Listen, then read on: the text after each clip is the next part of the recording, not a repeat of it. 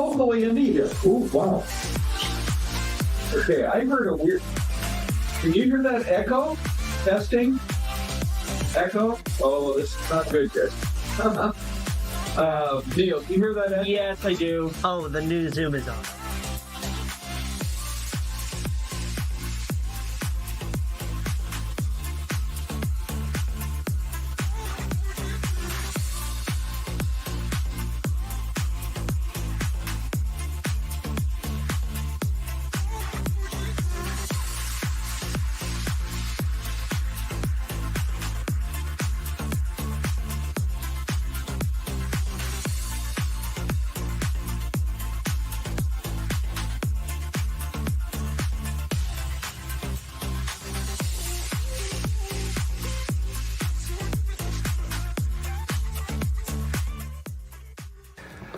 And at 10 o'clock, this is Fox 10 Talks. The story coming in from the Northwest Valley is it's heartbreaking. At the same time, it's somewhat unbelievable. But we got reports of a woman who was hit during in the middle of traffic in the overnight hours. And Celeste, the images show right here the bike knocked off. But then we learned, originally I think it was thought that she was hit by one car, and then we learned that there was a second car that hit her and then a third car. Yeah. Really unbelievable. Well, and kind of like inside baseball here is one of James Aranda, who works behind the scenes. He's actually the one who or one of the people who called the authorities. Oh, is that right? James was on his way into work this morning, middle of the night, obviously, because we worked morning hours. Right. And he saw something in the middle of the road, and he stopped, and he wasn't sure what it was, and realized it was a woman, and he's one of the people who called 911. Oh, for goodness sakes. Okay. Yeah. Well, we're going to get all the latest. Anita's been tracking that. I think she's going to join us in a minute. There are a couple of updates for you on that. But also today, here on FTT, that's the short version of what we do here. So, Yes, FTT. it is. FTT, Fox 10 Fox Talk. 10 Talks.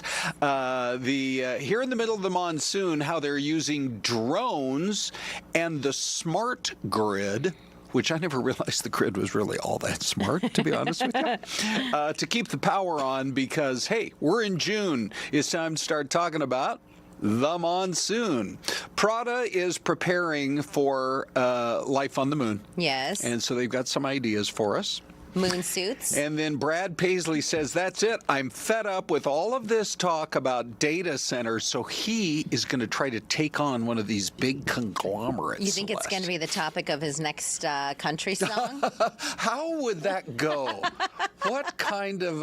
I love Brad Paisley. Yes. Oh, man. I mean, so I bet I have 15 Brad Paisley songs. This is going to be an on my episode of Ask AI. I'm going to ask AI right now, what would be the lyrics to a Brad Paisley song? Yeah, all about data centers. All about data centers. Oh, and this will be good. Coming up in a brief moment. Okay, great. By the way, our poll question looks like this, and we would love to get your input on it.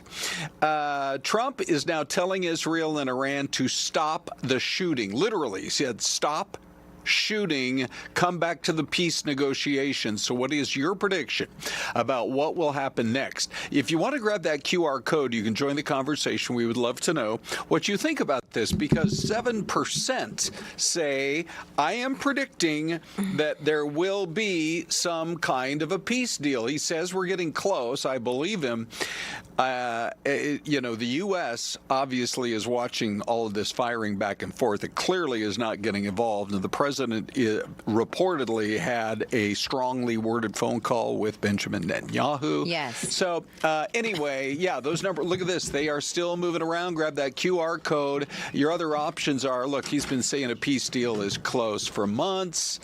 And then 38% say they might announce a peace deal, but it won't last. So grab that QR code. We invited Anita to come join us. Hi. Welcome. Thank you. Long time no see, guys. Yeah, no kidding. It's been all of, what, 5 minutes? Yeah. It was a long 5 minutes. I missed you both terribly. Let's talk about just your coverage this morning. morning of how it kind of unfolded.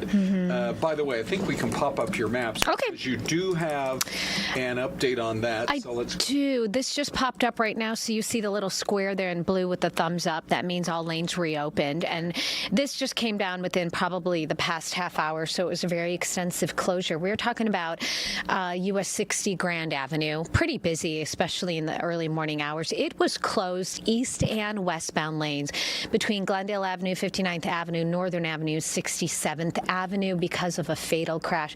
The little arrows that you see here were just alternate routes, basically, because that entire section, that diagonal of 60, was in purple. So again, closed in both directions. We had a bicyclist who was struck this morning. And what's pretty remarkable is they were able to use those real-time traffic cameras that they have, and they were able to review exactly what happened. Because by the time they found this person, all of the vehicles who hit her had left the scene. So she was hit by at least one vehicle, subsequently 2 other vehicles. Police don't believe right now, or they're investigating, I should say, whether the drivers who hit this woman on the bicycle knew that they hit someone. Right. So that we don't really know the scenario of the first one, whether she was in a crosswalk, on the sidewalk. So she's hit, run over, and then 2 more vehicles, so 3 total, ran over her. She died at the hospital. So they're able to go back, look at these real-time traffic cameras, which is really remarkable because they have an eye everywhere, and figure out exactly what happened. They haven't released any info, right, on the description of the vehicles, right? No, Just not yet. Yeah, we haven't received anything yet. You can see the bicycle, though. It's interesting the way it's laying like towards the curb, and it looks like perhaps her personal belongings in the middle of the roadway. Yeah. So maybe she was holding on to those as she was riding in the roadway, but we're waiting for that information. So it's possible that there's 3 hit and runs here in a worst case scenario, but on the other hand, it's possibly that nobody knew what they had done. Yeah, that's exactly what authorities said. Right? Yes, they said we don't, maybe the first person knew, or maybe it was so dark in this area. Sure. Grand Avenue, it's pretty desolate in the middle of the night. It's desolate. Also, things move fast. Traffic moves fast on Grand Avenue, and it gets very busy. So, the first one, if she's riding her bicycle, there are other scenarios. Maybe she was walking the bicycle, maybe something had happened and she had fallen. So we're waiting for all that information. But the first one, if you hit a person on a bicycle, you would think you would know. The second ones, I've covered crashes. I think there was a motorcyclist on the 101. I remember you guys. She was hit.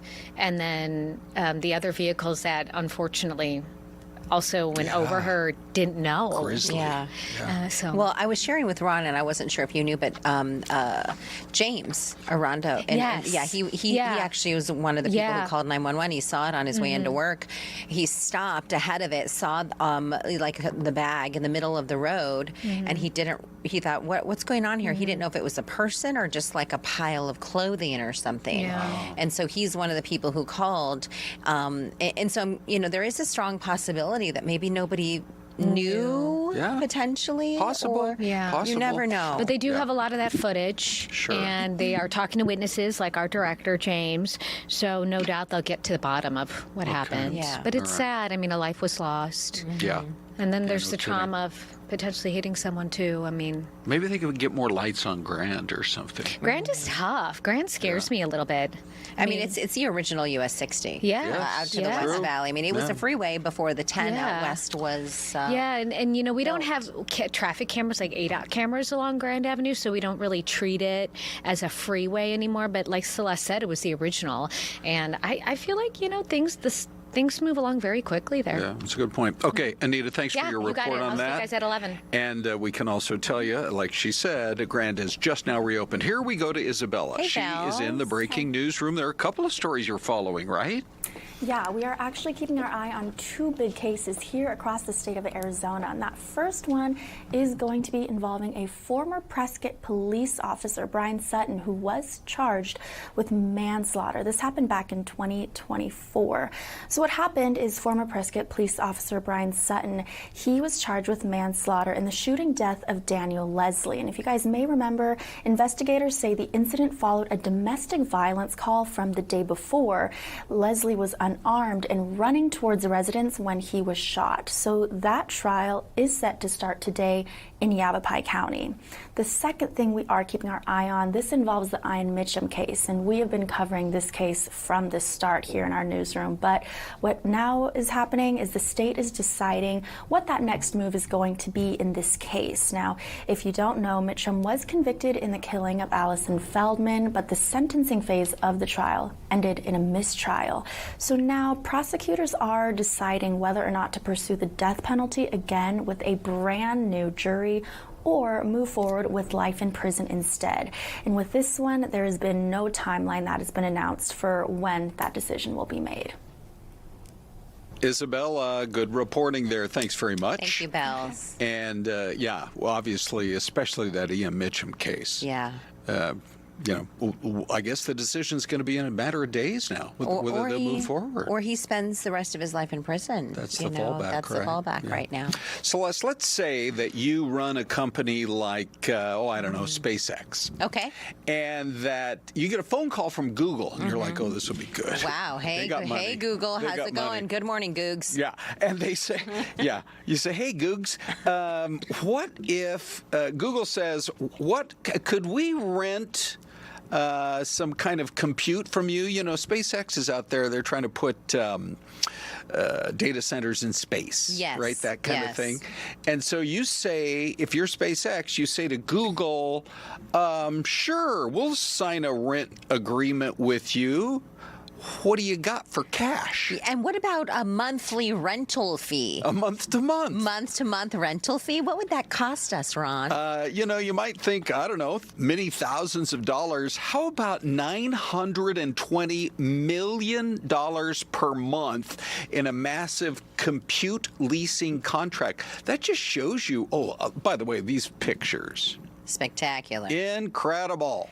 Are you ready for the lyrics, Ron? Oh, yes, Celeste, take it away. All right. I ain't against tomorrow. I just love today. Love the sound of a tractor more than a server array. You can build a future without tearing up the past. Leave a little room for the things that last. Oh, Celeste. We don't need a there's skyline more. Okay, glowing good. all night long. Yeah. We just want to keep our porch light on. Okay. Thank you, AI. We asked AI to write us, give us some lyrics of a country song. Of a Brad Paisley song, because Yes. he's against a data center, and they keep building them on land, and so SpaceX is out there saying, how about we put them up into space? Yes. Okay, well, I'll tell you one thing. If you do decide that you want to join the move towards space, Yes. in a minute, we're going to show you what Prada came up with. They're like, hey, we'll help you guys out. And wait until you hear the benefits of what they put together. Okay. It's got big time Benny. Okay, and here's what's coming up right after that as well. Screaming in the streets overseas. Oh, I'll tell you, some of these images coming in are really quite incredible. By the way, there's the Dow. There's our mystery cam. We'll be right back.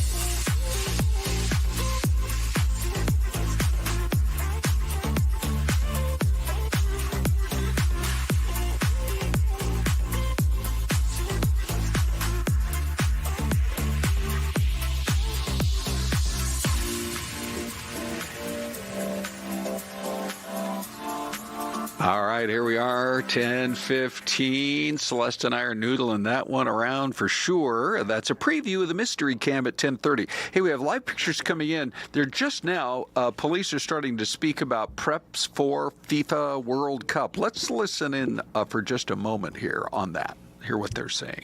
FEMA obviously is involved as well. And so, let's listen in. To handle a take on to this. me is awesome. Specifically for the sheriff's office, what we're focused on during a game day is your transit. So Sound Transit and Metro Transit are contracts with the King County Sheriff's Office. What you'll experience on those days, if you're riding transit, is you'll see several hundred deputies deployed throughout the system. And when I say the system, it's not just downtown Seattle. It starts out in Federal Way, starts out in Redmond. We have buses and light rails coming in. We have a light rail that now crosses a lake. We are prepared to keep all of that area safe. And we're gonna do it through visible presence and things that you don't see. We will have the Guardian 1 program flying. Everyone, I think our local media knows that as our helicopter. And we also have the Spokane Sheriff's Office sending another police helicopter to assist us so we can have a helicopter in the air all the time. We'll have our drone program.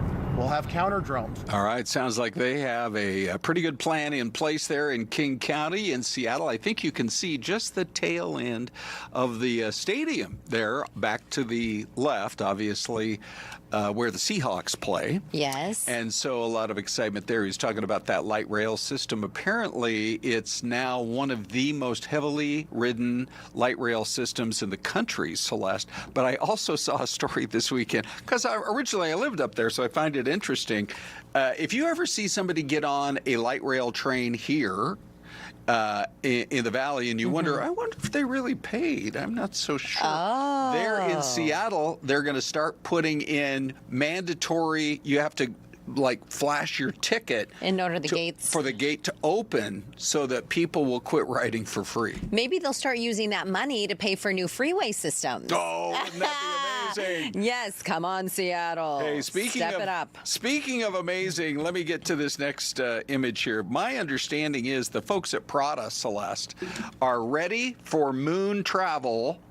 And here, look, they're working with the people at Axiom Space. And that's a very space-age looking person. They are unveiling their new moon suits. This, they say, is a high-tech suit packed with tubes of circulating cold water to keep all the moon people. That's what we'll call them when people. Moon people. Well, because they want to have a whole colony up there. Moon people. Right. Moon people. Like moon copy. Moon people. Exactly. The companies say that when taking a giant leap for mankind, it's not about just looking cool, it's about staying cool. And I think if it works on the moon, they could sell these by the thousands here in the summertime. Well, that was what I was going to add. I think that we could use these in Arizona, at least for a portion of June. Yeah. In through July, and depending on what the monsoon brings, a portion of August. Yeah. You could, sleep in them. You could work in them. Do the lawn. Dishes, wash the dishes. Sure. Take your dog out for the walk. How much are these suits again? If Prada's involved. Did I see a price tag on this? I don't think I've seen a price tag. If But Prada's you're a involved, smart shopper, Celeste. I like how you're honing in on the price tag. Ron, if Prada is involved, they're a pretty penny. Okay, so that's what's going on. Hey, in case you missed it, there was an earthquake overnight on the other side of the world. It's in the Philippines. We're going to roll this because you'll get a chance to not just see, but hear what happened when right before their eyes, a building collapses. Heartbreaking. So if you're ready for that, we're going to bring that up right here.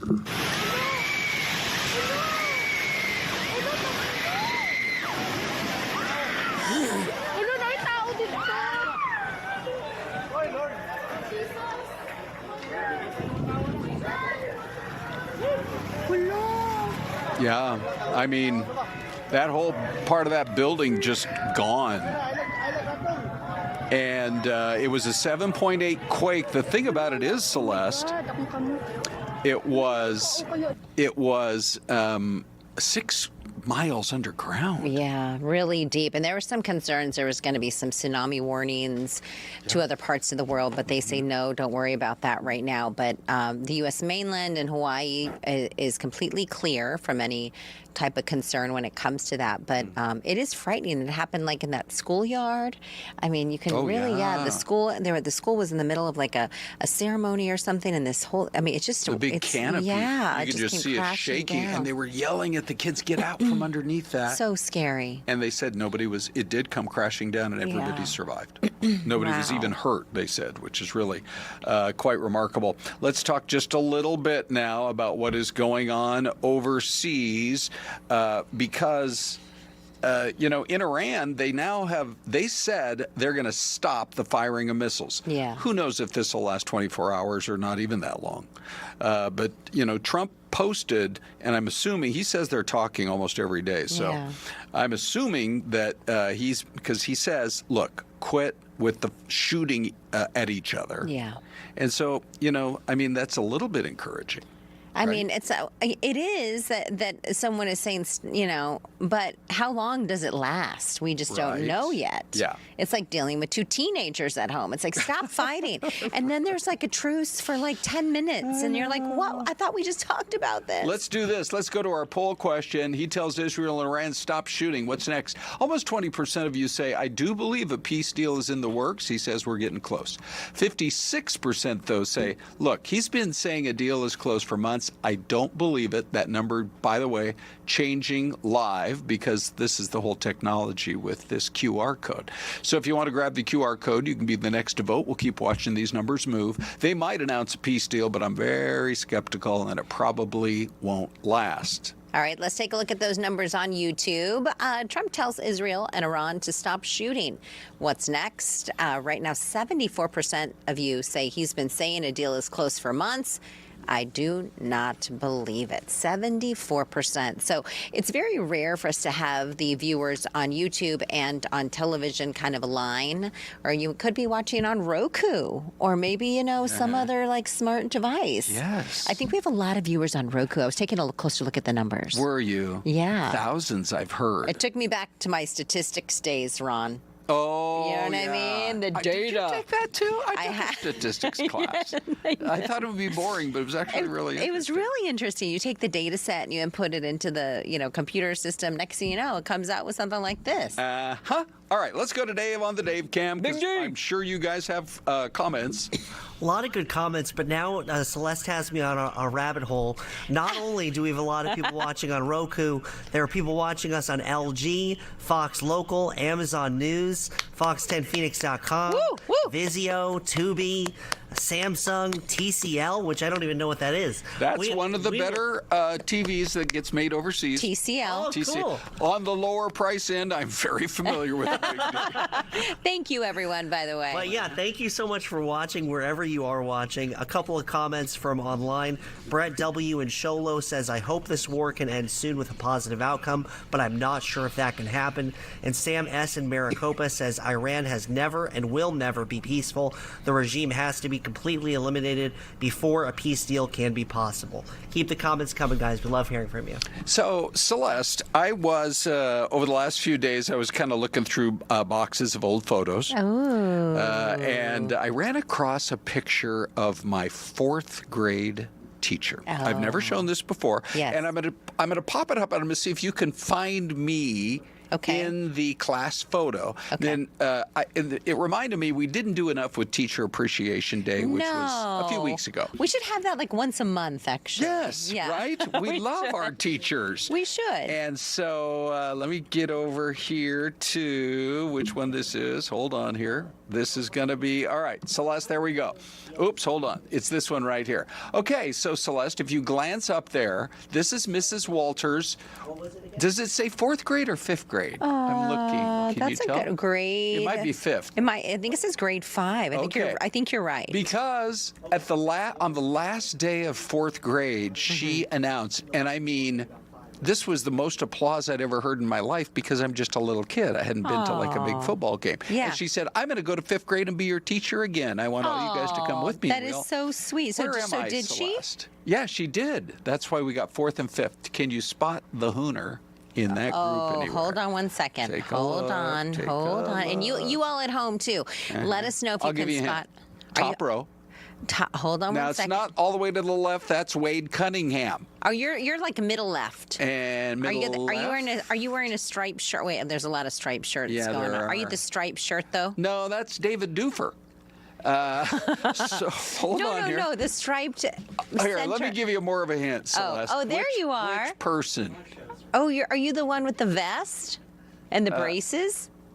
Is that braces? No, I'm the guy to the right. You guessed everybody but me. But there's Mrs. Walters. She was such a sweetheart. Celeste, I give her all the credit for me being in this business. Oh, my goodness. Why is that? Because she is the one who said when we were in 4th grade, we're going to go on a field trip to KOMW, the local AM station, and I was so mesmerized. I'm like, I don't want to go back and do math. I don't want to go back to school and do science. I want to be on the radio with these guys. That's so sweet. And so thank you to Mrs. Walters, who, I mean, she is just, she's fantastic. Now, do you have a teacher you want to salute? Yeah, I do. So Mrs. Warner, she may still be living here in Arizona, actually. I was working at a different news station here, and she gets a hold of me on Facebook, and she says, Celeste, I just retired from school, and I don't know if you may remember me, but I have a file of all of your, a lot of your schoolwork from that year. Is that right? I think it was Something prompted her to say, I'd better hold on to this. Well, I mean, this is coming from her, not from me. Otherwise, it would not sound so humble. But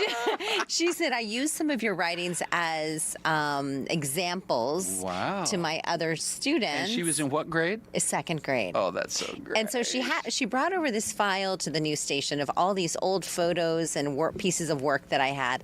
And one of the photos was from Christmas. Oh. And I was Mary, Mother of Jesus. Oh, they could do that back then? They could do that back schools? then. And that little baby Jesus, Ron. Hey, up next, the country music star who says the data center boom has gone too far. Mystery Cam.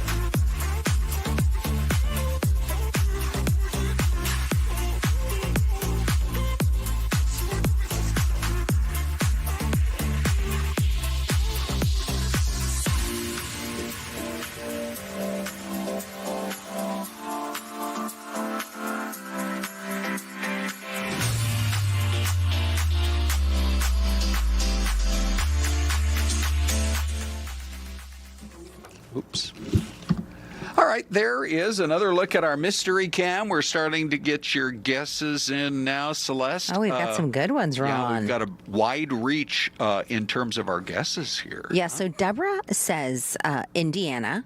Okay. Thomas Favola said, go Knicks. Burger But Boy. he's not guessing it's New York. I don't think so, yeah. He is saying Ajo, Arizona. Okay. But we have a Minnesota from B. Miguel and a Texas from Burger Boy. Ron, what are your thoughts? Well, I know you're thinking Vermont, and Yeah. it does look cloudy, New Englandy weather. I'm also focused on that minor league ballpark. Yes. Over there to How do you know it's left. minor? It might not be. I mean, it might be, they have the College World Series in Omaha. Oh, that's right. You know what? You know what? I bet that's Omaha. I bet it's Nebraska. I think I'm going to go Omaha. Just like Peyton Manning. Omaha. Omaha. I still miss watching Peyton Manning I do play, too. don't you? Do you ever watch their is it YouTube or Facebook store? Something with the two brothers, Really? the Manning brothers. Okay. Yeah, it's no, fun to I watch. guess I need to go. The Manning cast. Oh, the Manning cast during Monday Night Football. Yes, they're All right. so good. I think I'm going to go Omaha, Nebraska. Omaha. Omaha. Now, do you? So you're pretty certain it's Vermont, though? I'm not, but I'll go Vermont anyways, just because that's what I said in the first place. Right. Sure. All right. So, ladies and gentlemen, here she is. Celeste! Ouch! First day back now, I got to file a human resources complaint. Ron. What do you got? What do you got? Birmingham, Alabama, baby. Oh, man. Let's go back and look one more it's time. Bama. There you so go. what ballpark would that be then? So I'm sure they have a minor league team, the Birmingham something or others. We could look it up. Isn't it crazy? So we have a friend and his soon-to-be son-in-law is in the minor leagues. Oh, yeah? And he played college baseball. But there's usually 3 minor league teams for every major team. So you are really, if you make it to the majors. Oh, it's a big. Oh my gosh, you've been working hard. Sure. And in the minor leagues, because we used to have an employee here who was married to a baseball player who was kind of between AAA and the bigs. Yeah. And the difference between traveling on a bus versus first class airfare. It's a big deal. Right? Well, not even first class. They've got private jets. There you are. Yeah. Okay, well, anyway, I don't know. Who said Nebraska? You. No, I thought somebody else did. Oh, they did? Yeah. But Thomas Favola is in there. He's late. It's a late entry, but Thomas, we got to give you credit. Peach Springs, which apparently there's been a real boom going on there. Let's do this. Let's bring in Yona Speidel. A lot of you guys might be familiar with her. There she is with Hi, that Yona. beautiful smile. Hello. If you follow this Netflix show called The Burrows, she is the genius behind it. Yeah. Tell us more about the Burrows. Good morning, Yona. Good morning. I wouldn't call myself the genius. Will and Jeff, Will Matthews and Jeff Addis are the creators and the true geniuses. I'm one of the writers from the writer's room who helped to serve their genius to make this show come to life. So, for people who haven't started watching it yet, I understand it's getting great reviews. Give us a little bit about why people should be watching it. Thanks. Well, it's a show about a retirement village in Arizona. And as they're out in the middle of the desert enjoying the next chapter in their lives, they discover there might be some monsters and maybe some bad guys. Ooh. And they have to run away. And it's a story about a group of people that we normally don't see running from monsters. And it's a really fun, entertaining time. This is fantastic, Celeste. I'm watching the highlights here and I'm saying to myself, where is this in Arizona? Because it looks too fun. I want to go hang out there. Is this Sun City West? I would love to live there, actually. It's a fictional little place called the Burrows. And, we have it kind of between Santa Fe and Albuquerque. Oh, wow. It does look beautiful, doesn't it? Oh, it's in New Mexico. Yeah. Oh, I'm sorry, it's New Mexico. Did I say Arizona? It's because right. You're in Arizona. Yeah. Well, that's the end of this interview. Well, we do have Mexico. I'm so sorry. It's okay, Listen, Yona. I'm a big RV camper, and I should know the difference between the two. So, Dave, okay. Why is Dave over there cracking up? No, we're going to. Yona Speidel is so entertaining. She's amazing. Well, we do have Mexicans in Arizona, Yes, so we do. you're Yeah, we do. halfway there, Yona. Well, it's all great. So yeah, it sounds amazing, and I know I want to watch it. You know, There's so much on Netflix to choose from. There's a couple. You mentioned New Mexico. There's a couple of new employees that we have here at Fox 10. They've mentioned New Mexico and how beautiful it is. Were you also mesmerized by the beauty of the state? You mentioned that where this was shot was quite amazing as well. I love the region. You know, I'm a big camper. In the pandemic, I built one of those camper vans, you know, those van life camper vans, and I rode out of the van. So I traveled all throughout the Southwest and just fell in love with the desert sky. And that's kind of what inspired me when I was in the writer's room, imagining what it would be like to live out there and thinking about all the things lurking in the darkness as well. Oh, wow. Cool. Hashtag van life, Ron. Hey, you know, we also wanted to get you on, talk a little bit about LGBTQ storytellers. I know you're in that community as a trans woman. Tell us kind of how you maybe feel like you've helped to break new ground, maybe bring others in, and just your overall feelings here as we are in the midst of Pride Month. Well, happy Pride. I was very proud myself to write on the first mainstream show that really had a lead trans character called Transparent. That was on Amazon Studios about 12 years ago. And then after that, I went and worked on Pose. I wrote and produced on Pose as well. So that was a show on FX. Both of those shows kind of explored the gambit of what it's like to be LGBT in the world today. So on this show, it's not an LGBT show, but we do have some representation where Dennis O'Hare's character is gay, and he's exploring what life would be like in the boroughs as, you know, a 60-plus-year-old gay man. And he brings a lot of LGBT humor to the show as well. Oh, that's great. All right, Yona, great to chat with you this morning, and we Thanks, we wish you a lot of success in all your endeavors, and especially in your van life. That sounds amazing. Thank you. Yeah, I will be back in New Mexico and Arizona. So. Oh, good. Okay. All right. Good. You'll love it for sure. Forgive me. Okay. Thanks so much. Thank you, Yona. You know, Ron, it's pretty amazing when you think about it, because have you ever been on an RV trip or like yes. a van? So we did that during the pandemic. Yep. We did it one time too. Yeah. Where'd you go? We went up to Utah. We went to Colorado. And so and I kind of planned it. They had like 5 pit stops. We stopped at Lake Powell, did that first. Yeah. And then went through to Bryce and Zion. Fun. It's so fun. If you guys are looking for something to do this summer, maybe that's something you do. There you go. It's a great idea. Okay, so we're going to bring in Eric Wilson in a minute here from TMZ. We have to talk about Brad Paisley, Celeste, because he has decided that he is going to go ahead and take on one of these data centers. I feel like they're wedging them in just about anywhere, including in residential areas. Yeah, no right? kidding. So we're chatting with Eric at TMZ this morning. Eric, good morning, my friend. I know you're in Los Angeles at this hour. It's good to see you. What are your thoughts on this whole thing? What is Brad Paisley saying, and what is he planning to do? Yeah, good morning, guys. So this company, DC Blocks, which is an AI company, data centers are becoming a pretty big problem across the country for a lot of people. They're taking up big swaths of land in rural areas, but also obviously now in this situation getting closer to people in town. So they're trying to build this data center right near the Nashville Zoo, and Brad Paisley is speaking out about it, saying it's going to be an eyesore. It's going to take away from people going to the zoo. And even Erin Brockovich, obviously we know she fought for all the clean water back in the day, or the famous Julia Roberts movie.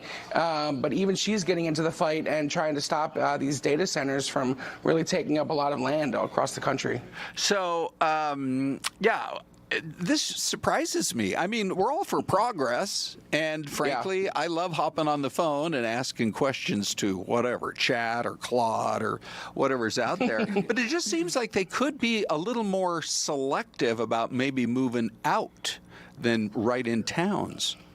Yeah, a lot of these data centers have been just taking up farmland, buying old farms from people. A lot of farmers that are ready to give up the business because obviously farming has not been great financially for a lot of people over the last few years.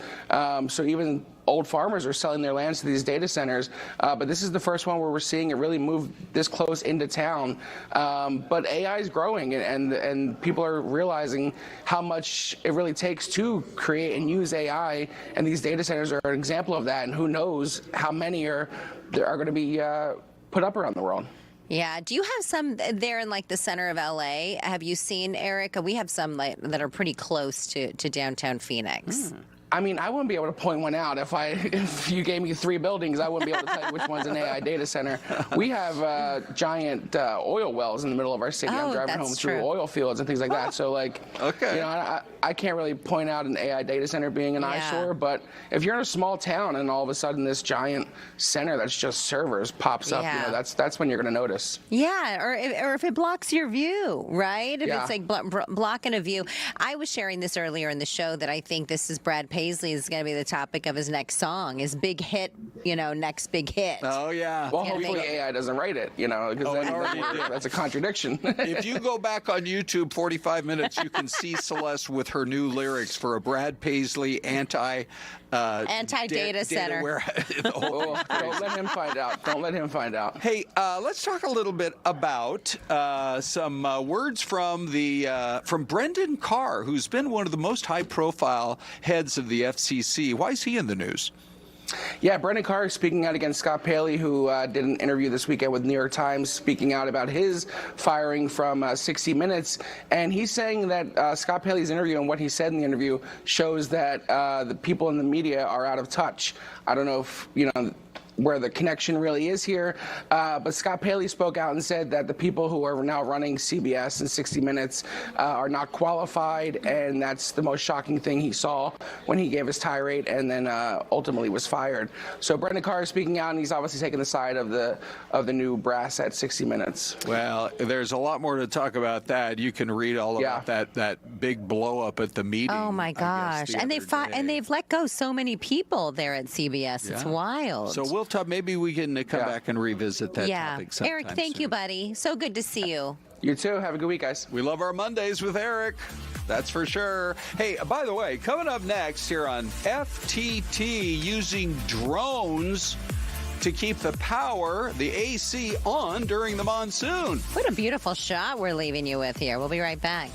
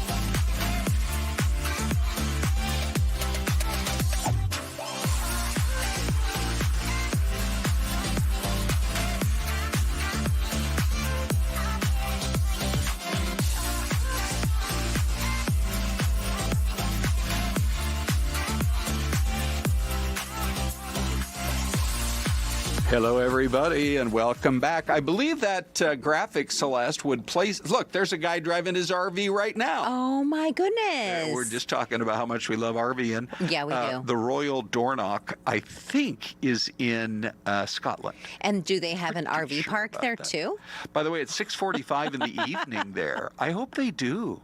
Oh, look at the Cue the bird, cue the seagull, Wow. get the RV guy ready to... It's like we staged this whole thing on the other side of the world. The only thing that would be better is if you drove that RV right under the green. Yes. And then people would be outraged. They would be. Totally verboten. Okay, so welcome back. This is Fox 10 Talks. Yes. I'm Ron. She's Celeste. Hi. And Celeste, introduce our guest, please. So we are joined this morning, Mackenzie Rodgers. Good morning, Mackenzie. Lean on in for me if you don't mind. Just like a radio show. APS Vice President, Transmission and Distribution Operations. In general terms, you oversee all elements having to do with our poles and wires and things like that. And we were just chatting a moment ago. We're getting ready for summer, right? And monsoon. Yes. And how do... what does operations look like for you at APS and the crews that you manage when we get ready for some of those big storm systems coming in? Yeah, as you mentioned, my team is responsible for keeping the lights on across Arizona. And so we prepare all year round, and summer is really our Super Bowl. So this is what we prepare all year round for, and we make sure that the teams are ready to go across the state so that anywhere the lights go off, we can restore power as quickly and safely as possible. All right, so I believe we actually have some video that you guys lent to us. Tell us a little bit more. I'm fascinated to know about how the drone technology helps in all of this. Yeah, this is our predictive maintenance team, and so they're doing a drone patrol here and an inspection on the line. So during monsoon season, we use them a lot to assess potential storm damage and also inspect our lines ahead of time, and those drones are actually, they have infrared cameras attached to them as well, so they can identify anomalies on the line before it even becomes an issue, so we can fix it before the power goes out at all. Are they used also all throughout the state, like even in the high country? Sometimes when those winds come through with fire danger, I think we just had this happen not that long ago, where power was shut off to avoid the possibility of a wildland fire starting. That's absolutely right. We call that our public safety power shutoff program, and it's part of our comprehensive wildfire mitigation program. And so it's one aspect.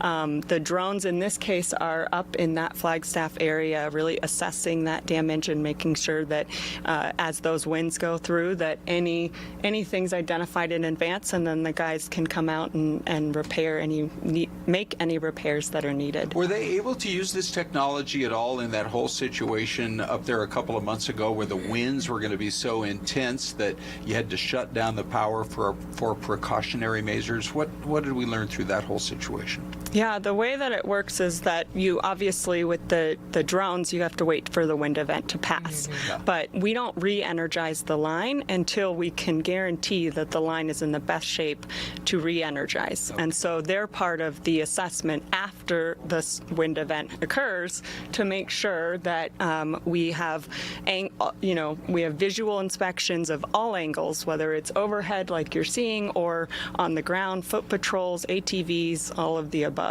Are most of the trucks how many drones do you have out there? Are most of them armed with a drone? We have a specific drone deployment team in our predictive maintenance group, and so they travel across the whole state and are really good about making sure that regardless of where the potential is, they've got schedules and crews available to respond across the whole state. How do you judge whether the program, whether it's drones or the smart grid, all of those kinds of things? Do you sit down at the end of a monsoon season and say, this is what we did, this is where we could do better, our success rate was something along these lines?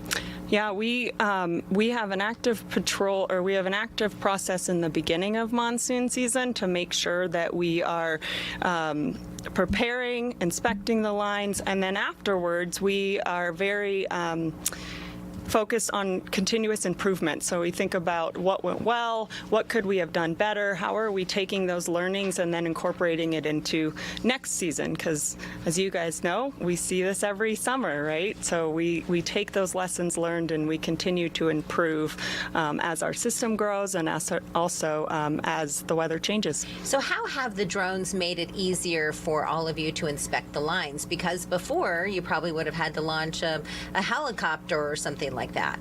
Yeah, the drones, one, are easier to get around and certainly easier to carry. Cheaper, right? Yeah, a lot cheaper than helicopters as well. But they really give us a different perspective. And so you might see something with a drone that you aren't going to see from the ground.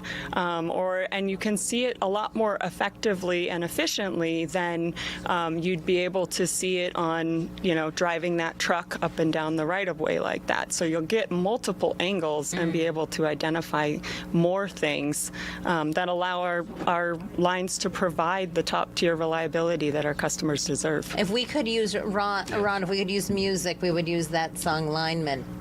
I Am a Lineman. Yeah. Yes, that's a great song. We're not allowed to sing, but we can dance. Yeah. Mackenzie, we can dance. But we can cite the lyrics all the way through. I could take 3 minutes here. Anyway, Glenn Campbell, we love him. Yeah, we do. He was one of our frequent guests years ago. Not a lot of songs about linemen, so.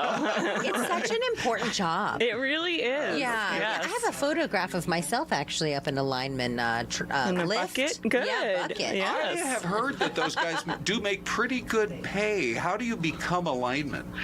So we have one of the best state apprenticeship programs, and that there's a 5-year training program that we put folks through to become a lineman. You got to learn basic electricity, got to learn how to use all the tools, and really it comes with a purpose and a passion because those guys are responding 24 hours a day, rain, snow, heat, no matter what, to get the lights back on. Hey, we got to wrap it up. We only have about a minute left here, but before we let you leave, what are 3 or 4 things that everybody should know to prepare for monsoon season? Yeah, thank you. Couple things. One, we would ask that all customers have a go bag prepared, right? So waiting for the storm to come is not the best time to make sure that the batteries are up to date in your flashlight. So batteries, flashlights, phone chargers. Also, please make sure your contact information is up to date with APS so we can contact you and make sure that we give you up to date information about any outages that could occur. And last but not least, please download the APS app, Outage Map that's application. A great resource. So it's a great resource for information about any outages across the state. Okay, Mackenzie, nice to see you. Thank you for so coming much. in. Thank you for having me. All right, have a great summer. Yes, you too. Hey, by the way, speaking of dealing with the heat, they were doing that this weekend at Fan Fusion. Check this out. It's really hot. I mean, it's summer heat. I was in this exact cosplay. It's a full wig, costume, and everything, so it was really hot. But luckily, the inside of the convention is really cool, so I mostly stayed inside for the convention. With both crowd sizes and, Arizona in June, you also always want to get here as early as you can. And, I mean, where we are, we got here fairly early enough. It's not too hot right now. I think it's like high 80s, low 90s right now. So I think if it was hundreds, I think I'd be sweating profusely in this thing. But right now, I'm doing okay. Okay, and so it's all wrapped up. It was this weekend at the Phoenix Convention Center. Look, they do it in early June, so they know, if you're attending, to prep for the heat. A lot of folks did say it was triple digits in the afternoon. It's so popular, you got to wait in line outdoors. Well, look at that guy with the cape. I hope he had some extra deodorant. It's so hot. Well, this is, again, where these moon suits, Celeste, with the cooling tubes, would work, right? Absolutely. And then I wonder if you have to go to the restroom more often. You just have this cooling water running through your body. Everybody else is in line and they're sweating profusely, and you're like, I'm freezing right now. Anybody got a blanket? Oh my gosh.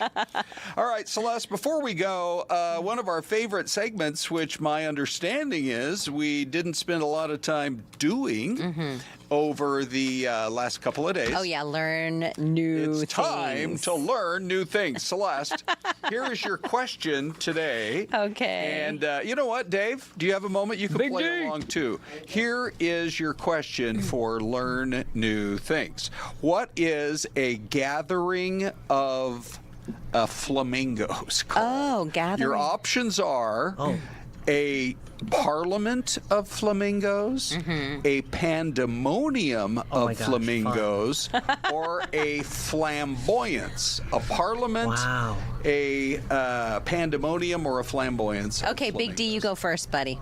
I'd like to take all of the above. Yeah. I think all of the options are terrific, and I would like it to be that you can call them all three and they're all acceptable. By the way, those are all three legit names for groupings of birds. Oh, that's so cool. Yeah. Flamboyant? Flamboyance. Flamboyance. Yeah, I love that. But Celeste, what are you going to go with? I'm going to go with the first one. Was it pandemonium? Is that what you said? It was a parliament. I'm going to go with the parliament. A parliament? Okay. Ready? So, by the way, we have pictures of flamingos. Hang on. Let me go find it. I think we do. Yeah, we do. Do we? Yeah. Yeah, VO10. Stand by, everybody. I have so many buttons. If we don't have video, we can stand like a flamingo in studio. There we are. Yes, it is called a flamboyance of flamingos. Wow. And apparently it goes all the way back to the French word of flame-like. And so they kind of look like flames because they're so colorful. Oh, yes. And so a group of hundreds or even thousands of flamingos standing together can look like a flamboyant splash of pink paint. So that's why they come up with flamboyance. So it's derived from the French word flamboyant, meaning flashy or showy. Yeah, there you are. Yeah, right? because they're kind of flashy. I like it. By the way, the other answers are for owls. It is a parliament of owls, which is hilarious. Wow. But you know the way they stare at you if you ever go by parliament. And then what was the other one? A pandemonium, right? So a pandemonium of parrots. Okay. So now anytime you're in conference, look at that. Look how flamboyant they are. Oh my gosh, they're Together. excited. Yeah, they are. Do you know why they're pink, Ron? Why is that, Celeste? Because they eat large amounts of brine, shrimp, algae, and crustaceans. You have learned so much today, ladies and gentlemen, on Fox 10 Talk. Learn new things. Bye.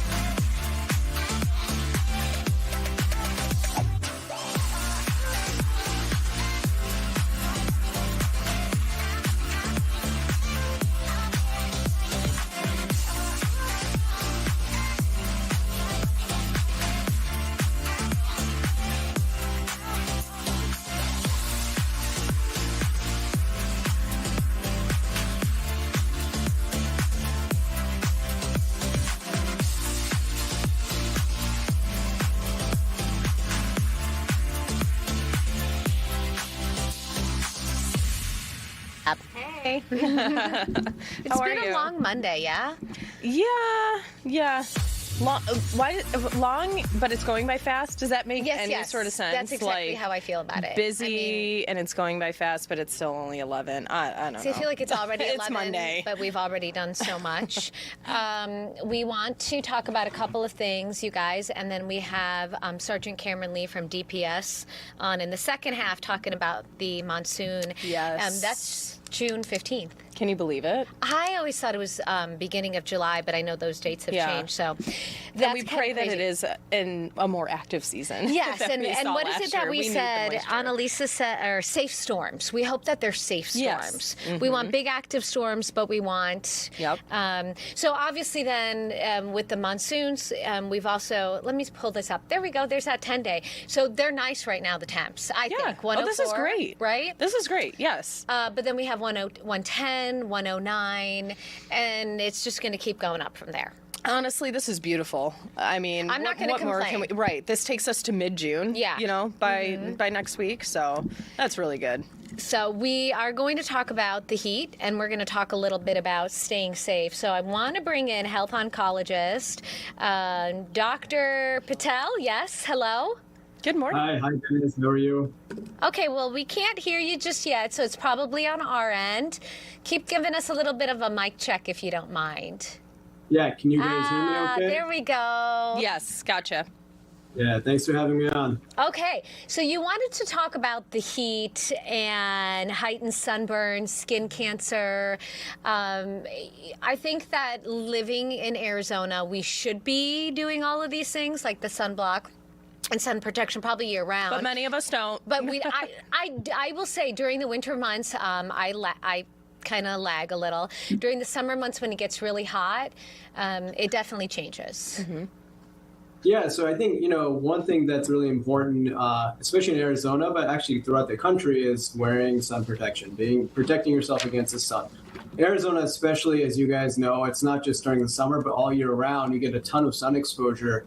And so, especially in the summer months when people are trying to stay cool, trying to hit the pool, it's really important to actually, protect yourself. So the best way of protecting yourself, obviously, is avoiding the sun. But that's not really practical for a lot of people and all the time. So another way of doing it is trying to avoid or adjust the times that you go out. So if you try to go out earlier in the day, so like before 10 a.m. or even after 4 p.m., that sun is not as bad for you. The UV rays aren't as bad for you in those time frames as they are during like 10 to 4. Those are like the worst times to go out in terms of sun exposure. But if you have to, or if you want to, you have an event, you want to kind of, either can't really hit the beach here in Arizona, but if you want to hit the pool, then just wear a lot of broad spectrum SPF 30 sunblock. I think that's the most important thing. And those are key terms. So broad spectrum SPF 30. SPF 30 is available without the broad spectrum, but you need to have the broad spectrum as part of it. SPF 30 basically means that you're blocking 97% of the UVB rays. And by adding the broad spectrum, you also block about 90% of the UVA rays. So I think it's important to wear, broad spectrum SPF 30 sunblock at a minimum. And just realize that when you go outside, even if you feel like, you're in the pool, you feel cool, you're still getting all that sun exposure. As long as you're above 3 feet in the water, you're getting a ton of sun exposure. So just stay safe, wear a hat, wear sunglasses, things that are pretty easy to do, I think help. Mm-hmm. Okay, so you mentioned in the pool, and then you mentioned 10 to 4. So I'm just going to throw this out there. Those are prime pool hours, Doctor. I get home from working out, 3:30ish. I swim laps, probably 3:30 to 4 o'clock. I do put the 50 or 70, I don't even know what it is, sunblock on, but I'm in there for about, let's say, half hour tops. Okay. Bad? Is that okay? Well, it's not bad because swimming is obviously good for you and you should be, that's great that you're doing that, right? So I think the thing to realize is that you still, as long as you have the SPF 30 or SPF 30 plus, like you said, 50 or even higher, that's fine. Make sure you cover your face because what happens when you're swimming laps is that you're getting a lot of the reflected light actually hitting your face. So normally you'd be like, oh, my face is down away from the sun, but the reflection from the water actually hits your face too. So as long as you're covering your face, half an hour, you're perfectly fine. What happens though, is sometimes some people spend like hours in the pool. You really need to reapply sunblock every 2 hours. So that's something to keep in mind. But half an hour in the laps at that time, as long as you have SPF 30 plus sunblock everywhere, broad spectrum, you're fine. Okay, I got the. And can you give us tips, doctor, for kids? I have young children, 4, and they live in the pool, right? In those hours that you're referring to, right? That's like our window. So what should parents be doing? How soon before we get in the pool should we apply the sunscreen? And is one sunscreen better than the other, like lotion versus a spray or a stick? Sure. So I completely understand. I have young kids as well. They want to get in the pool. They don't want to get sunblock on. So obviously, I think that's always a battle in itself. But in terms of timing, basically when you're planning on getting sun exposure, that's when you should get the sunblock on. So if you're going to be outside, even if you're not in the pool, if you're going to be outside under the sun, you should have the sunblock on. In terms of kids, obviously, I think the spray sunblocks are the easiest, but they're actually not as effective as the ones where you actually massage into the skin, because you really get more thorough. It's more thorough when you actually rub it into the skin, and actually creates a barrier there. When you spray it on, you can see it, and that's nice. But it's sometimes people often undercoat what you need to do to actually get adequate blockage. The other thing is that kids, obviously, if they're in the pool for hours, the reapplication almost always gets forgotten. So I think that's something to keep in mind. So after 2 hours, 2.5 hours, you kind of want to get them out to reapply if they're going to be spending more hours in the pool. And it's annoying, it's tough, but I think that's the best thing to keep them protected. The most important thing to realize about kids too is that they're young. And so all the sun exposure is cumulative. And so if the more sun exposure you get as a young kid, the more at risk you're going to be at when you're older. So I think that's something to keep in mind. How do we get a hold of you, Doc? How do people maybe make an appointment for those skin checks or more information? Sure. So, I'm a radiation oncologist at the Dignity Health Cancer Institute. So we deal with the conditions when they become cancer. So I think that's at the point that you would be seeing me. So hopefully you don't see me, right? But if you have to, we would take care of you. I think, and for skin checks, it's a dermatologist. So that's who you would be seeing for the normal skin checks. And you can always just start with your primary care doctor. That person could be the first person that you say, I have this skin lesion. It looks a little concerning to me. And then that person can refer you to a dermatologist. We're located in Central Phoenix. We're always welcome to, if people have questions, they can always, you can email me, they can email us, they can call and get situated to the right person. Awesome. Okay. Thank you so much. Appreciate it. Thank you, guys. We had a couple of questions in the chat. I know. Have enough time, but a lot of you are saying, well, like Jennifer, for example, well, back in the day they didn't have sunscreen, so why aren't people dropping like flies then, or weren't they? Aren't the chemicals in the sunscreen worse for you? And then another concern about the chemicals in the sunscreen, that they should be chemical free. I know there's some better options, and there are certain ingredients that they don't put in newer sunscreens, but that's always a concern too. I think that the ozone layers and just in general things have changed. So perhaps the sun, because I ran around all summer long too without sunscreen. It was different then than it is now. I think the exposure we get might be a little bit different. The sun might be a little stronger. Yeah. So, and where we grew up, different too. Yeah, I think sun intensity is it's a little different here in the desert. Yeah. We need to get a scientist on for that one, but it just feels different. Next topic we want to talk about is Ebola, and we have an infectious disease specialist joining us. Hello there, how are you? I'm well, how are you? Great. Introduce yourself, Dr. Tyler B. Evans, right? Yes, I'm the CEO of Wellness Equity Alliance and an associate professor at University of Southern California. Where are we with this outbreak? We have not heard of cases coming to the U.S. or other countries. Have they been able to contain it? Very far from. This is, I've worked on 2 of the former Ebola outbreaks in 2014 to 2016, the West Africa one, and then the Kivu one, and also in Democratic Republic of Congo in 2019. This is the 3rd time that the WHO, World Health Organization, has defined these as public health emergencies of international concern. So this is very serious. And in fact, outside of the 2014-2016 one, this particular outbreak gives me the most concern.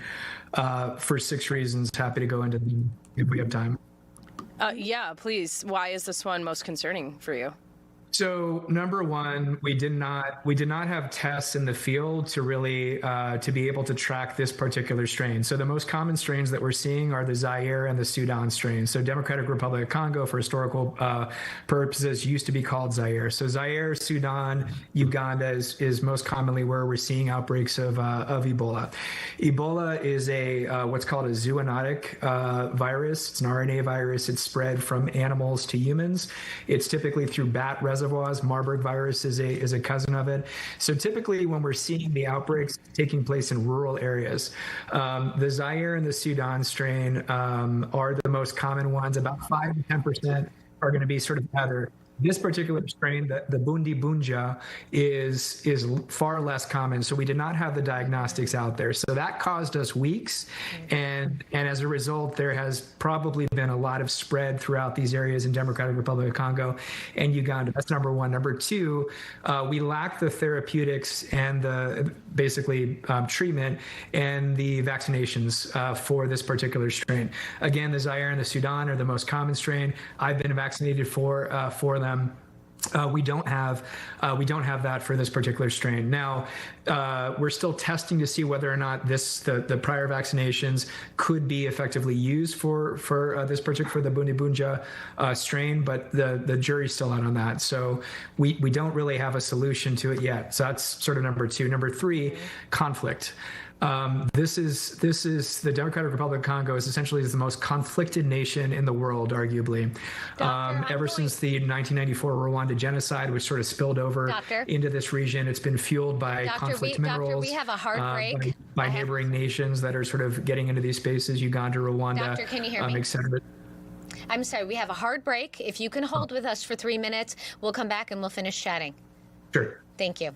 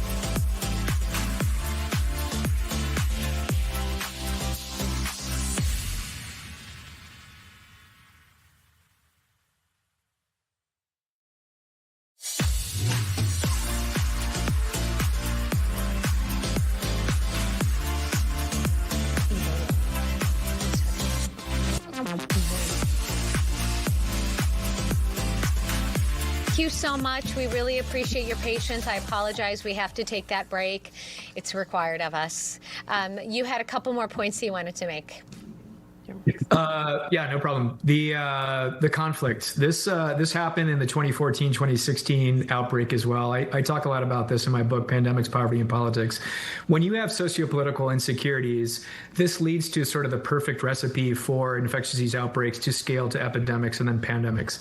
And with the outbreak that took place in West Africa, it was preceded by decades of sociopolitical violence in Liberia and Sierra Leone. And so we're seeing the same thing here with DRC.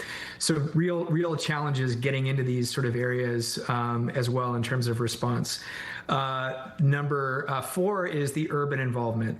The fact that this is currently that is currently in 3 major urban centers in Africa. It's in Goma, Kinshasa, and Kampala. It's a major concern. Like I was saying before, the vast majority of outbreaks in these different regions that I described are typically in rural areas, and so they tend to sort of burn out before they get in those urban centers. Once you're in an urban center, especially in a highly concentrated city like in Central Africa, this creates a perfect recipe for spread. And then finally, it's the challenge of trust. Because of a lot of the sort of concerns that I had just mentioned in terms of sociopolitical insecurities and sort of poverty and a lot of these other components, there's not a lot of trust in these areas. And so when healthcare workers are trying to go in and help these individuals, the folks there are perceiving these people as being some sort of part of government plot. There's rebel groups that are in and out, and they don't have the health literacy to really kind of explain the sort of to be the trusted messengers to explain the importance of infection prevention control in these areas. So when folks are getting kind of pulled out to these Ebola treatment units, and I've worked in these areas, there are these white tents. It's very stressful, and a lot of those folks are going in and they're not coming out. And then particularly there's a concerning risk of infectious disease spread within the first 48 hours after death. So when the government is trying to take away these bodies and folks are not able to grieve with their families, it also heightens sort of the concerns and sort of the insecurity. So all of this creates a sort of perfect storm of risk. And I'm very, very concerned about the spread outside of this particular sort of area. If you look at the eastern DRC, where Ituri province is essentially the epicenter, it's right on the borders of Uganda and Rwanda. So I'm particularly concerned about that spread over to these countries. Kampala is a major center as well. A lot more infrastructure in Kampala, but there's still been some insecurities there too. So lots of potential for spread. So I'd say I give this a level 7 of risk, sort of globally. Within the U.S., I'd say we're at like a level 2 or 3 in terms of concern. So I don't want to incite too much alarm. But folks, throughout the summer, you're going to want to, be sort of tracking this potential sort of spread.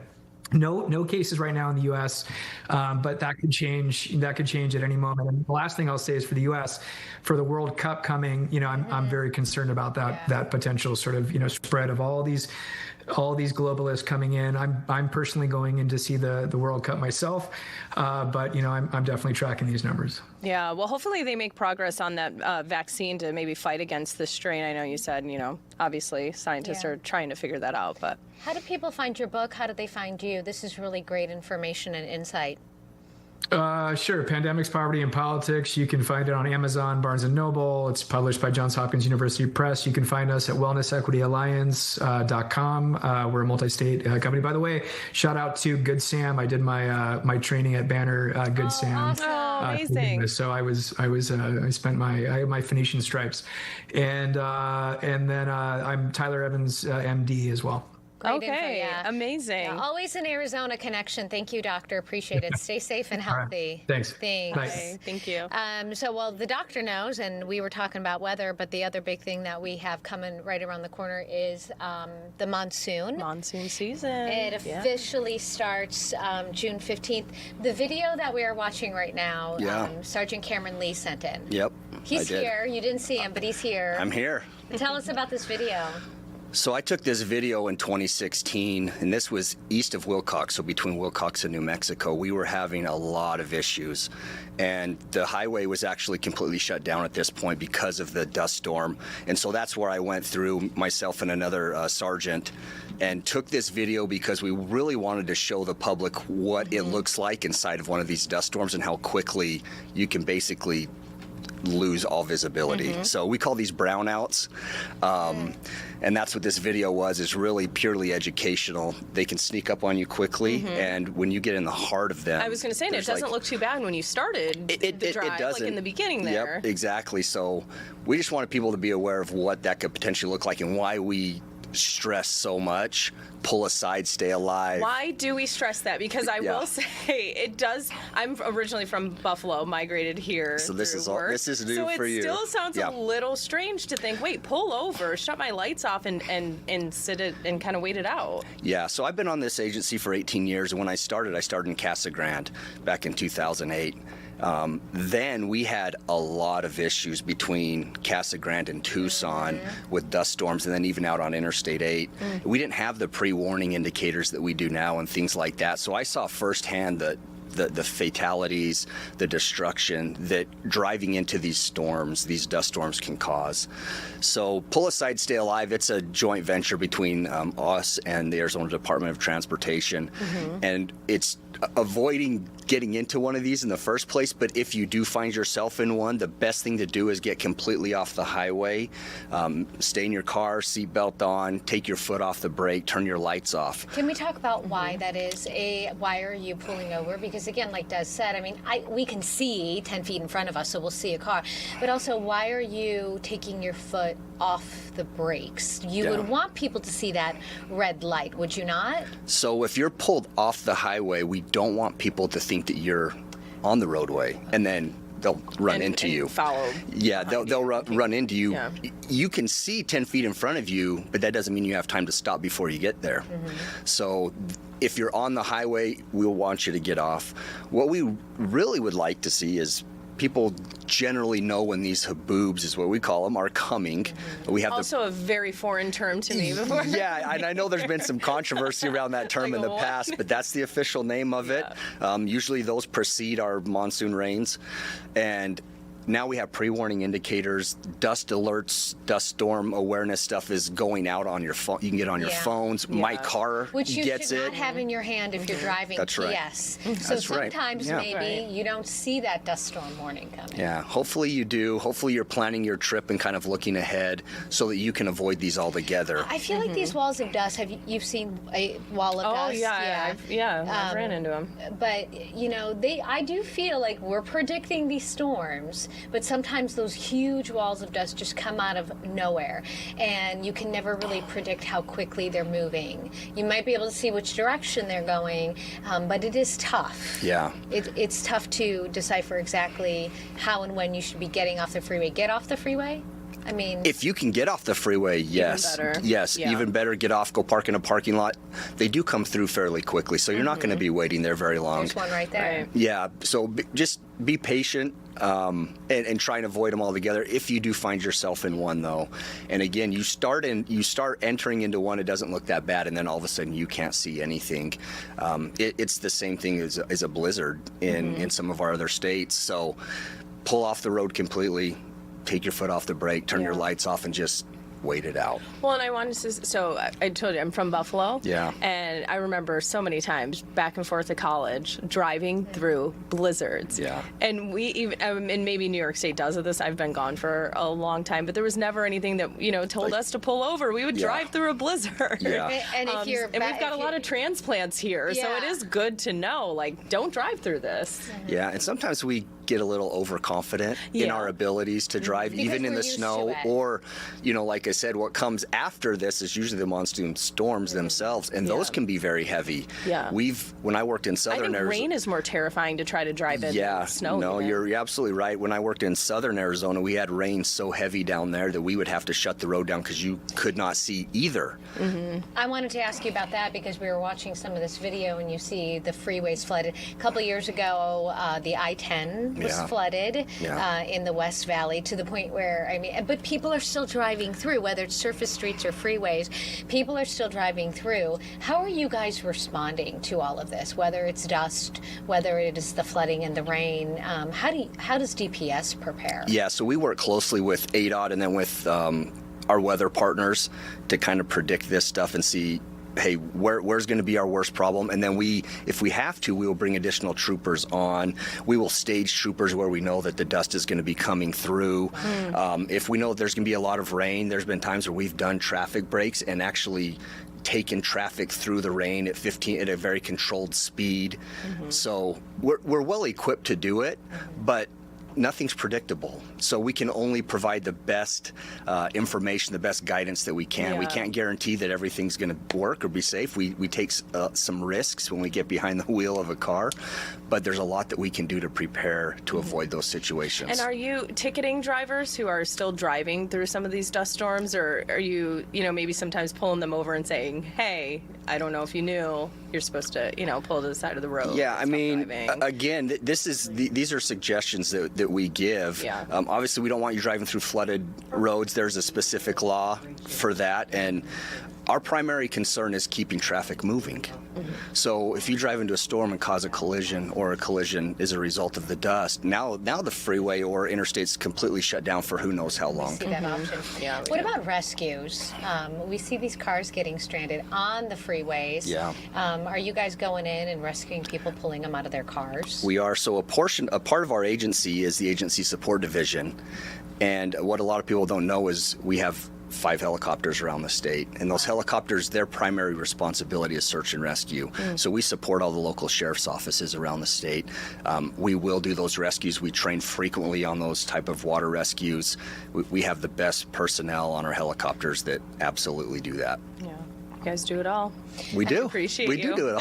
I had a traffic break this morning, PS, by the way. Yes. Remind folks what that is. On the 51, we've got 30 seconds, but tell us. When you see an officer or a trooper or sergeant kind of swerving across all lanes of traffic, slow down. You said you'll get calls about it. Yeah, because what we're doing, we're trying to slow traffic down or stop them so that a trooper ahead can clear the road. We can move cars off if there's a crash. We're just trying to make it safe for you. So please just respect the lights and the siren.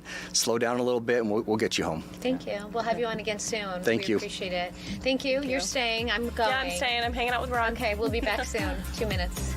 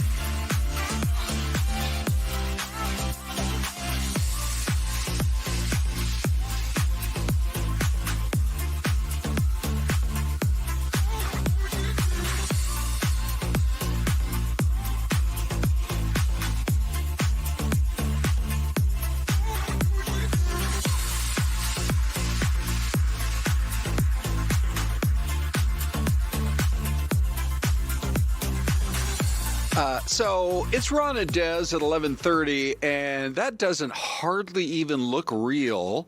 But thanks to our Dean Fazzini, he has come up with yet another spectacular pick, and I think this might be the first time, Des. Is this real? I don't see anything moving. It's a painting. It's too beautiful. Okay, so it's called Clovelly. I'm looking for some movement. Did you ever see the TV show called Poldark? I cannot say I've ever heard of that. Oh, No. really? Anybody else in the room? Anybody What's seen it called? Poldark? Called Poldark. Like P-O-L-E? Dark. Dark? No. And so it's supposedly set in the Cornwall region of the UK, like a few hundred years ago. Okay. Anyway, this little Poldark. Yes. One word. Okay. Poldark. Yeah, Okay. let's see if it pops up here as you start to. I don't know. Poldark look it up. cast? Oh yeah. Oh. What was it on Netflix? 2015. Oh, it's been a while. It's been a minute. Okay. Well, okay, anyway. yeah, Netflix, YouTube, whatever. Amazon Prime. So this little town is kind of out in that part of the most remote part of the UK, and it's called Clovelly. And Dean has this new camera. Dean is like a kid at Christmas time when we get new cameras. Yeah. Because I love when he shows us a new view. The thing about this town that is so unique is it is so steep that cars are not even allowed on the main street. Really? Yeah. Wow. So basically you have to like push cars up. I think they're afraid somebody got in a car, they would just go careening out of control, which by the way, goodness. you know what's at the bottom of that street? Why is that my fear? Like driving up a really steep. No, I kid you not. Okay. Yes. So, okay, the little city I grew up in, suburb of Buffalo, there was one road in front of my middle school. Okay. It was a brick hill. It's probably not that steep, but it felt like it was that steep. Okay. And you'd have to drive up that hill in the winter. Yeah, right. That was my biggest fear, was like rolling, sliding down the hill. Well, just to add to your So I greatest couldn't fear, drive Des, up this hill. Imagine if you did lose your brakes. First of all, you'd be scooting against all those buildings. But guess what's down at the bottom of that street? That water. You will not believe this. A 400-foot cliff. No way. No. That then you would go into the ocean. Nope. Come I'd say, on. Lord, please save me. I actually please show me how much you love me. I feel like if they put some sort of a the world's largest rubber band or something, and you could bounce back, they could charge admission for it. Something. By the way, I might be the only town in all of England and Cornwall and that whole area where they charge admission to get into the town, as opposed to every other town. It's privately owned. Oh. So they can charge admission, and then people. Now the reason you don't see anybody is it's 7:30, almost 8 o'clock at night there. They're all in bed already? And so I don't know. The pub must be on the other end of town. Oh, well. But anyway, It's a very lovely shot. oh my gosh, lovely, clovely, or clovely, or whatever it is. All right. So Des is bringing out her poetic side. We are going to bring on to the show right now Professor Dr. Larry Walker. He is on the other side of the country. It's UCF, a great learning institution, and also not a bad football team. No, and Ron would know. He loves everything football. Yeah, for sure. Professor, thanks for joining us today. Thanks for having me. It's always a pleasure. Yeah, well, we love having you visit with us again. You are knowledgeable on international affairs and politics, and we thought we would just kind of get your take on snapshot in time, what with the hostilities seemingly firing up, and then maybe some calming words out of Iran this morning. What's your take on where things stand right now in the war in Iran?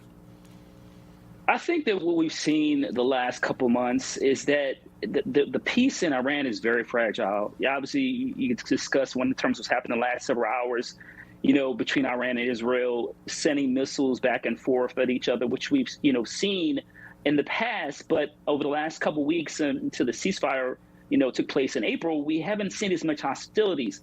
We also know from reports that President Trump had to make a few phone calls and intervene. And now both countries said they're going to pull back a little bit. But also, we should add that, Israel's been really clear that their hostilities as it relates to Lebanon are likely to continue. Well, so what would you put the I'm trying to come up with the right word here. If there was a meter on a 1 to 10 that could give us a sort of your take on where the president is on his desire to get this thing over and done with before we get even close to the November election, suffering through gas prices pushing $5 a gallon, at least out here in Phoenix. Would you say it's pretty darn high? I mean, between the three leaders of these three nations, he seems pretty highly motivated to try to wrap it up. You highlighted a really important point, and I'm a former congressional staffer, so I can tell you, this midterm election is really critical because you said on a meter 1 to 10, I certainly put it at 9.9 in terms of him wanting to resolve this issue. I think that the challenge is, and obviously we talked about the midterms, is getting a deal done. And so, we've heard a lot, particularly the last, month or to 6 weeks about, we've had the ceasefire starting in April. Allegedly there was an agreement. Then there are some hostilities kind of pop up. And so I think the really key issues with this is obviously the Strait in terms of will Iran continue to charge fees? And the other thing is they're going to want some reassurances that they won't be attacked by Israel in particular if they come to some kind of not just a ceasefire, but some kind of agreement. But you're absolutely right. The president wants the Republicans to hold on to the House in particular. And so in order to do that, you got to make sure, and in terms of individuals, we talk about, consumers, where is consumer confidence? And so right now you talk about gas prices, you can talk about food prices, and those are all the issues that, folks care about in terms of, what they're putting in a gas tank, and also what are we having for dinner? And so those are all important questions as we move closer to November. Mm-hmm. And as we talk about moving closer to November, well, obviously early this morning we saw the president speaking on Truth Social about the attacks, and obviously not happy with what's unfolded. As after he spoke with Netanyahu, he advised obviously them not to retaliate. But looking ahead to November, especially what's going on in LA, we've got the all these candidates vying for that chance to become the mayor there. Is the president, do you feel, keeping a close eye on this race too? I think in a way, yes. Certainly, as it relates to LA and California, certainly current Governor Newsom, and obviously you talk about the election, the incumbent there, former Congressman, now Mayor Bass. And so the president hasn't had the greatest relationship with the state of California as it relates to, we can talk about the wildfires not too long ago. So, yeah, I'm quite sure he's, interested in a way to find out how things play out. But I think what we have to note is that historically and, now that California and particularly the city of Los Angeles are usually solidly blue. And so I think we just saw in the last couple of hours in terms of how the numbers have shifted, that, the two top candidates or, at least, Mayor Bass is a traditional Democratic candidate. And, Pratt, in terms of his kind of, out of the nowhere campaign, doesn't look like he's going to be finishing in the top two, which I know some individuals were disappointed in. Why do you think the voting trends go the way they do? I mean, we saw a good solid lead for Karen Bass, but on election night, we also saw, I think it was about a 30 to 35,000 vote margin for Pratt over the number 3 candidate in that race. And yet you sort of sense that some people in some circles were confident that she would be able to leapfrog him as more vote counting. Why does it happen like that? Well, first, I think we have to acknowledge that every jurisdiction has different policies in terms of how they count ballots, right? So LA, like a lot of major cities, it takes more time.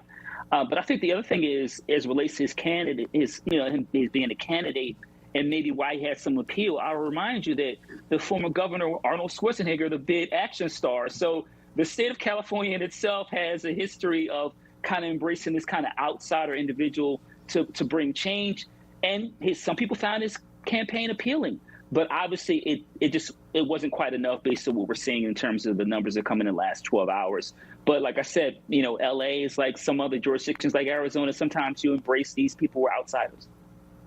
Yeah. Mm-hmm. All right. So if you had to put the odds right now, we got about a minute left here. If you had to put the odds, sorry, I'm doing all these numbers related questions, but if you had to put the odds of a Democratic takeover of the House and a possible Democratic takeover of the Senate from where things stand right here in early June, what would you say? So in terms of the House, I would say in terms of Democrats taking back the House, I'd give it 55 to 45. Obviously, we talked about some of the issues related to gerrymandering that happened in some other states that could change that. As it relates to the Senate, I think it's going to be more difficult. So I give them about a 40% chance of retaking the Senate. I think it's less likely in the Senate, in my opinion. Okay. Okay. See, a lot of good insight there. We should write those down and I know. see how good his predictions Exactly. are. And by the way, why is it every time we have Dr. Walker on, we go like 8 minutes and it felt like 2? Yeah, I don't know. We got like covered 2 a lot of minutes ground. left. A minute left. Hey, thanks very much for your time, Dr. Walker. Thanks for having me. All right, there he is with University of Central Florida there in beautiful Orlando. By the way, football Des. team does well, huh? What's that? Their team does well, huh? Yeah, they're exciting in the Big 12, that's for sure. All right, let's look at the poll question because we're just talking about Iran. 20% say, I believe him, that we're getting closer to a peace deal. 55% say, nope, don't buy it. He's been saying it for months. And 25% say they might announce one, but it probably won't last. Yeah, and then 1,000 votes here on YouTube. 10% are saying that a peace deal. He says we're getting close. I believe him on that. 68% say that he's been saying the deal is close for months. They don't believe it. 21% are feeling that maybe an announcement on a peace deal will come, but it won't last. Coming up a little bit later, we're going to hear from Irene, who was hanging out there in East Mesa, where Mesa is embracing the Turkey national team for FIFA. Well, they have one of the best complexes in the world to do so. Yes, right? exactly. Perfect spot. And so you're going to hear about that. Plus, you'll hear the story of an 111-year-old lady celebrating a birthday this weekend. Impressive. Isn't that the greatest story? It's so incredible. Yeah, we all only wish to get that old, right? Yeah. It's beautiful. All right, here we go with the mystery cam, everybody. Ooh, it was a dark and stormy morning.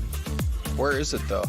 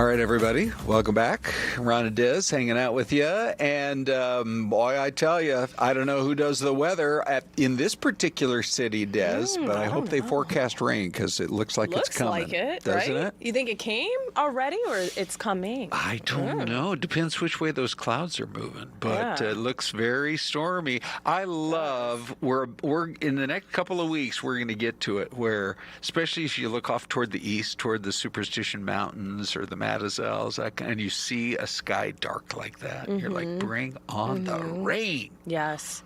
I will say, I love the smell of a good rain here in the desert. Yes, it's unique. Yeah. Nowhere else in the country that I've been does it smell quite like this. Yeah, it is unique.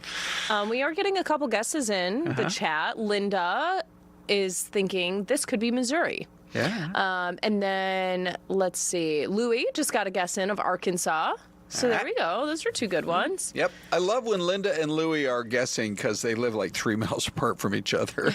Out there in the beautiful Gila Valley. We need to get a camera out there in Safford so people, because I talk about it all the time.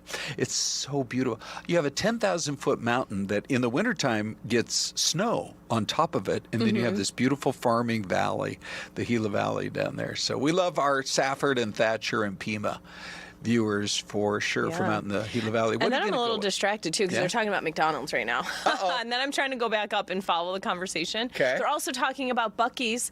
I know. How exciting is that? We are getting a Buc-ee's here in the valley. Yeah. And I'm going to be field anchoring all morning. Really? On opening day. Oh, yeah. really? We're giving you the full Buc-ee's tour. Okay. Yeah, that'll be exciting. Oh, that's going to be awesome. Yeah. Which is still only, what, about 10 days away?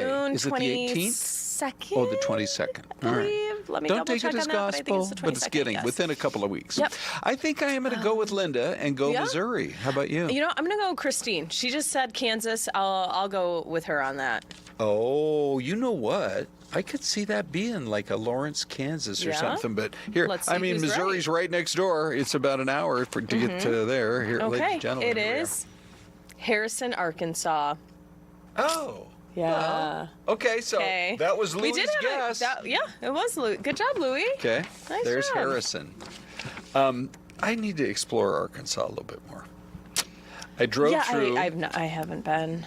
My daughter graduated from college, and she had an internship lined up all the way back in Washington, D.C., and I just happened to have the week off.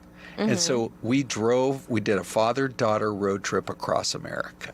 Oh. And I did a lot of the driving, but she's like, I think I'm ready to do some driving too, Dad. I'm like, cool, here comes Arkansas.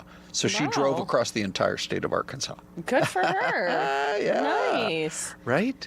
It was really, it was that's a fun special trip for you guys. Yeah, no kidding.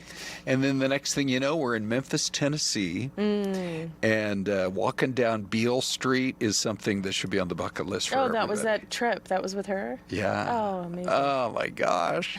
It's like that song, Walking in Memphis, but do I really feel the way I do?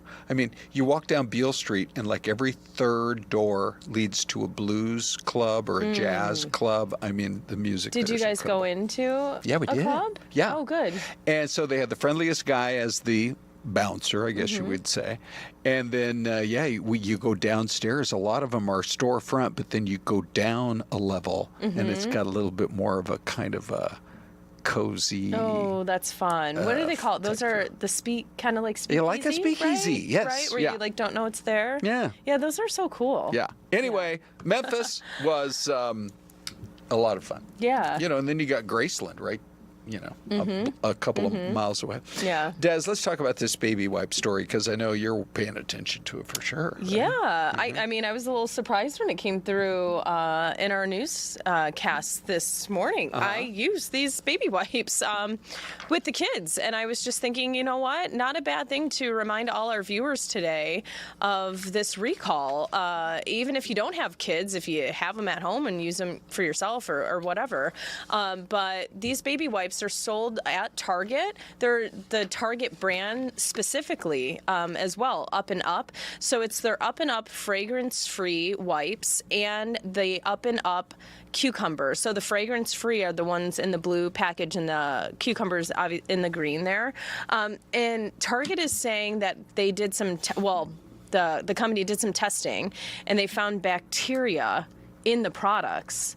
So that's a little concerning, alarming. But apparently maybe there is some indication that there could be something wrong with the wipes, because a lot of customers did let Target know about the discoloration of the wipes as they were using them. Right. So maybe if yours look a little off, that could be a sign that, maybe yours are impacted. So they are warning that the bacteria could be dangerous, especially for newborns and infants, right? Because we're using these on our babies. Yeah.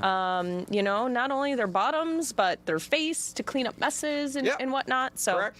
Yeah, so really important to know. So you can obviously take them back to the store and get your money back. But you want to. And by the way, don't worry, that's all the bottom talk we have for today. Like I said, we use them everywhere. Yeah. They clean your face, your hands. It's a good point.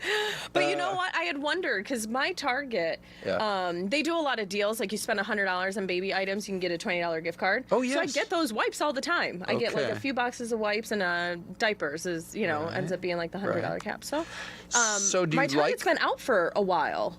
And I wonder, I'm like, how long have they been having issues or maybe thought something was off on these? Because every time I go in, there's almost no boxes of them left. So, Okay, I bet you're onto something there. But why Target for the baby stuff as opposed to, do you like their products? Do you like their prices? Or is it just that Target is convenient because they're so close by? No, I'm a little crazy. I've done the math. Okay. Even like Sam's Club, I did the price per wipe. Good. And Target is actually still ends up being cheaper. Okay. And then if you get it when you spend $100 and get a $20 gift card, where you're getting $20 back and to spend it another time. Yeah. So I did do the math on that, because my husband yelled at me. He goes, "We need to be getting everything from Walmart. Walmart or Sam's or like a Costco." Right. And I go, "I've done the math." There you go. I've done the math. This is what's unbelievable about this conversation.